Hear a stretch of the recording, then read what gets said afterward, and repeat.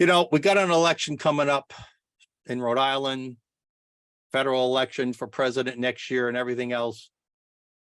And Donald Trump's legacy, he's already been talking about on the campaign trail, has proven enormous. Whether you like him or not, whether you agree with the Supreme Court picks or not, his picks on the Supreme Court, as reflected in these recent decisions, are simply monumental. Just think what this Supreme Court has done. We'll go back to the last year. Roe versus Wade returned to the states the way it should be. There is no constitutional right of abortion or even of privacy. Gone back to the states where it should be. Let each state decide. Affirmative action when it comes to college admissions, gone. I mean, reverse racism cannot work. You cannot battle discrimination and racism by imposing some other form of discrimination and racism. And look, 74% of Americans agree there should be no racial preference in college admissions, or probably for that matter, in all walks of life. So again, it's constitutional. Again, whether you believe African Americans and blacks and other minorities deserve some kind of hand up to help them, that's fine. But we do not. There is no social, as Judge Flanders said, there is no pandemic exception to the Constitution. There is no social justice exception to the Constitution either. Gosh, if colleges really want diversity on their campuses, maybe they ought to start by getting a little more diverse faculty, and not the monolithic, progressive, left-leaning, Marxists and radicals that we know dominate virtually every college campus and administration. How about a little diversity there? Do we need to have affirmative action for constitutionalists? Student loan forgiveness, gone en masse. It's not constitutional. The president does not have that power. I think Biden's alluded it to himself. Obama's alluded to it. Nancy Pelosi directly said it. The president. This is separation of powers. This is the purpose we have. One of the main purposes in the Constitution, separate powers. The president simply does not have the authority, whether you agree with student loan forgiveness or delayed payments. It doesn't matter.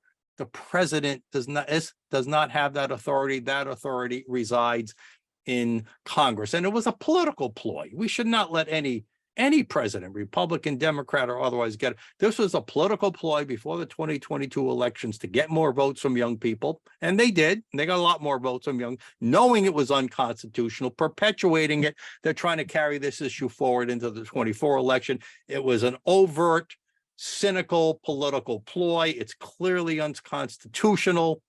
And again, the Supreme Court did it right. This was just an election ruse to buy votes.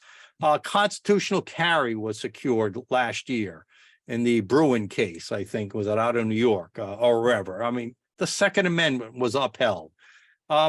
Businesses, again, affirm they have a right. Their employees have a right to religious freedom. They don't have to create special products to express views that they don't agree with. You know about the web designer that was just ruled upon last week. So she does not have to do create a website designed for same-sex marriage that she disagrees with. Again, think of it in reverse. Think of some Jewish baker was forced to make a concentration camp cake. I mean, right? It applies both ways. And religious freedom for workers.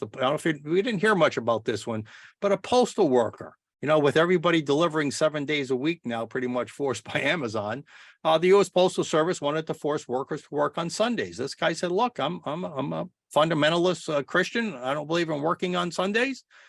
And they wanted to fire him. I don't know if they actually did fire him, but he said, no, I have a right not to work on the Sabbath. And the Supreme Court upheld his rights. So Second Amendment rights, First Amendment rights, religious rights, tremendous success in the Supreme Court. But petulant progressives do not see it that way, right? Petulant progressives cannot understand why their views are not holding sway. Their views are not constitutional. That's why, hey, they're free to argue whatever they want to argue, push for legislation, but whatever you want to push for, but you're not entitled to change or violate our Constitution. So petulant progressives like AOC, Alexandria Ocasio-Cortez, they want to start impeaching Supreme Court justices for what? For following the Constitution? President Biden said this is not a normal Supreme Court. I agree. How can it be normal when 3 justices, Ketanji Jackson Brown, Sonia Sotomayor, and Elena Kagan, continually ignore the Constitution, continually rule against constitutional provisions, continually show their complete lack of understanding or appreciation of the just because a program is justified doesn't mean you can make the argument it's justified for Blacks to get special admission privileges. You can make the argument that they're underprivileged and all that, but that you cannot change the Constitution. You still have to abide by the Constitution. What's not normal is that you have 1 out of 3 justices who have no clue about what the Constitution is about and how to uphold it.